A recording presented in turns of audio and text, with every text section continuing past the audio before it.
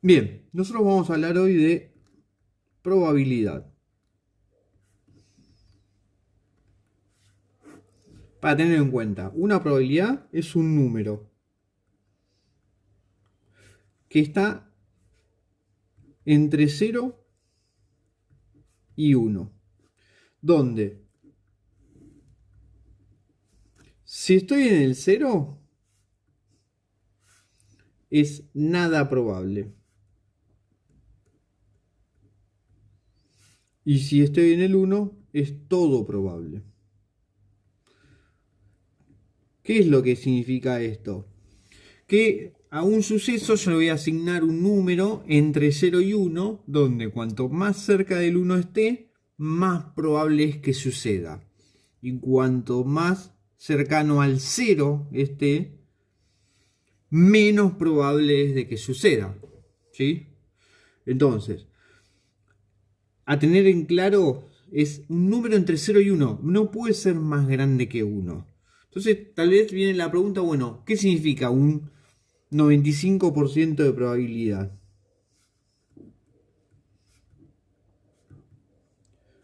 Bueno, lo que significa un 95% de probabilidad es que la probabilidad en sí me dio un número entre 0 y 1, que sería 0,95, pero lo que se hace es se lo multiplica por 100 y eso me da el porcentaje. O sea, si el total fuese 100, yo tendría 95.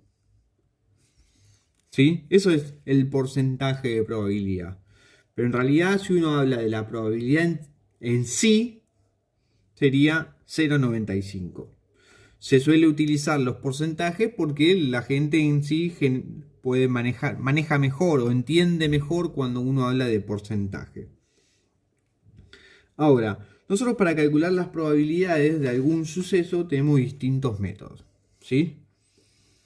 Entonces, por un lado tenemos lo que se llama el método clásico. Eso lo que hay que entender es un poco más la definición de probabilidad, ¿sí?, que nosotros vamos a ir usando. La probabilidad lo vamos a, para usar el método clásico, va a ser casos favorables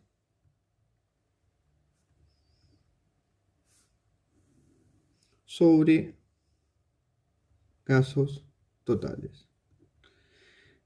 Esto va a ser la definición que vamos a usar de probabilidad. En algunos ejemplos vamos a ver que el número total de probabilidad tal vez no responde a esto, sino que responde a algo más intuitivo. ¿Sí? Eso tiene un nombre, lo vamos a ver en 5 minutos.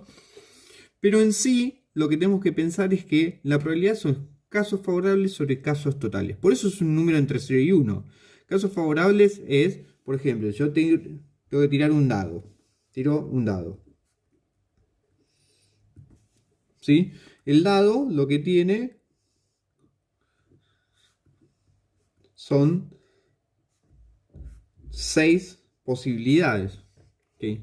Entonces, algo fundamental.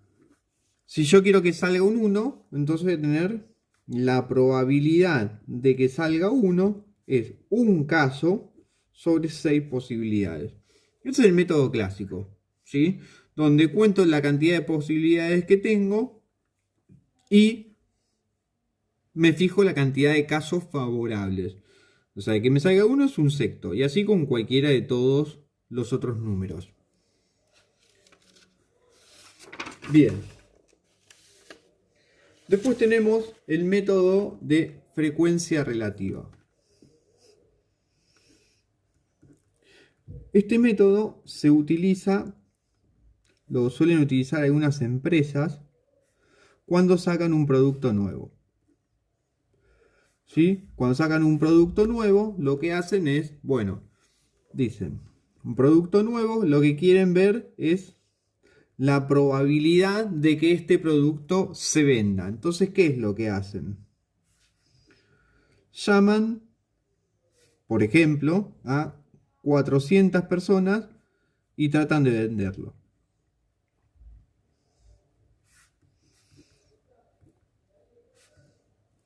Pero como si eso fuera la forma de venta. ¿Sí? A veces la forma de venta no es lo mismo la venta telefónica que la venta en un local. Pero bueno, llaman a 400 personas y tratan de venderlo.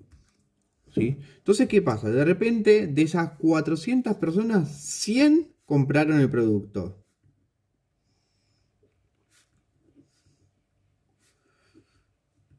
Entonces, ¿qué es lo que hace? La probabilidad de que ese producto se venda va a ser los 100 casos favorables que compraron el producto sobre las 400 personas que llamaron en total para tratar de venderle el producto. En este caso me da 0,25. Entonces, ¿qué es lo que hacen? Dice, bueno, tenemos una frecuencia, una probabilidad con frecuencia relativa de 0,25%. Perdón, de 0,25 o del 25%. ¿Sí?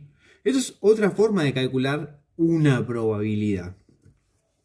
Y después está el método subjetivo. El mismo nombre me va a dar una idea. El método subjetivo, ¿sí?, es una persona le asigna un valor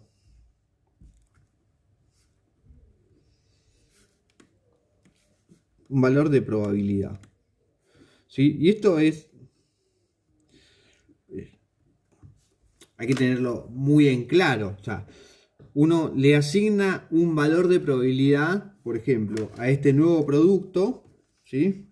Tenemos un producto nuevo, entonces el productor dice, bueno, este nuevo producto, la probabilidad de que yo lo lance al mercado y lo venda, bueno, para mí es 0,40 o 0,4. ¿Sí?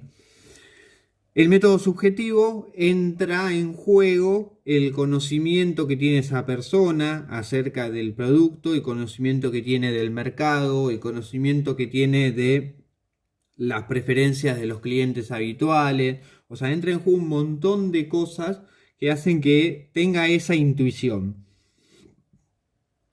En general, las empresas lo que suelen hacer es un poco de la mezcla entre el método subjetivo y el método de una frecuencia relativa.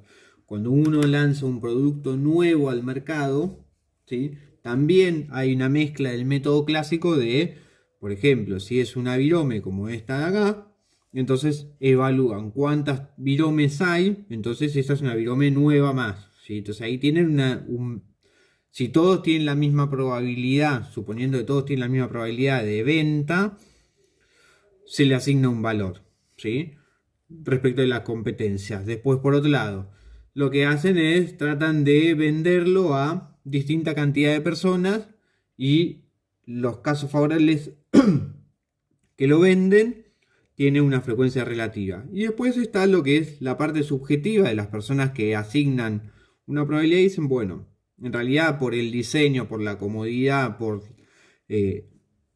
la respuesta a la escritura, empiezan a evaluar distintas cosas y dicen, bueno, para mí tiene esta probabilidad de venta.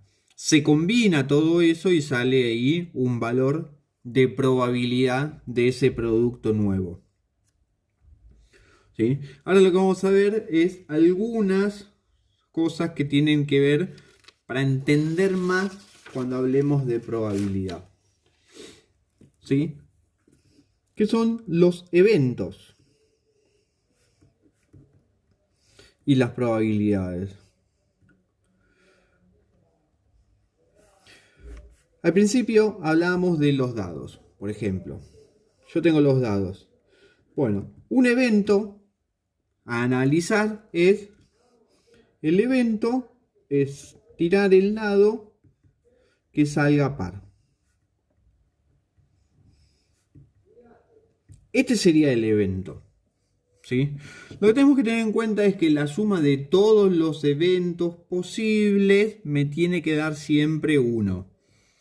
¿Sí? Obviamente que el tipo de eventos va a tener que ver con la suma de los otros eventos. ¿A qué me refiero? Si yo tengo el evento que salga par, el otro evento va a ser que no salga par, o sea, que salga impar. ¿Sí? Evento que salga par es que cuando lanzo el dado me salga 2, 4 o 6. ¿Sí? Entonces, yo tengo 1, 2, 3, 4, 5 y 6. La probabilidad de que salga par va a ser casos favorables. En este caso va a ser el 2, el 4 y el 6. O sea, tengo 3 casos favorables sobre la cantidad de casos totales. Tengo casos totales 6. En este caso va a ser un medio o 0,5. ¿Sí? No siempre es fácil encontrar así el evento, cuántos casos favorables son y sobre el total de casos. ¿Sí? No siempre. Pero tenemos que tener en cuenta que, sobre todo, la suma de todas las probabilidades, esto es importantísimo,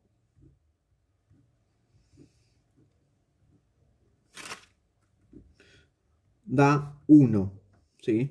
¿Por qué? Porque yo con todos los eventos cubro todas las posibilidades que hay. ¿Sí? Y eso nos va a dar pie a lo que es en una probabilidad el complemento. ¿Sí? Entonces, ¿cómo lo vamos a...? Vamos a suponer que esto de acá, este es mi evento A. Entonces, este rectángulo es todo el universo. Con lo cual, todo el resto es cuando no sucede A. O sea, es el complemento de A. Y se pone con la C como si fuese un exponente. Entre el evento A y su complemento tengo todo el universo. ¿Sí? Entonces, ¿qué es lo que me va a pasar? Que la probabilidad de que suceda A más la probabilidad de que suceda el complemento, esto siempre me va a dar 1. Porque son todos los eventos posibles. Entonces, la probabilidad del complemento va a ser siempre 1 menos la probabilidad de que suceda A. ¿Sí? Y esta es una de las primeras ecuaciones o fórmulas que nosotros vamos a empezar a usar. ¿Sí? Que la probabilidad del complemento es 1 menos la probabilidad de A. Después, otra cosa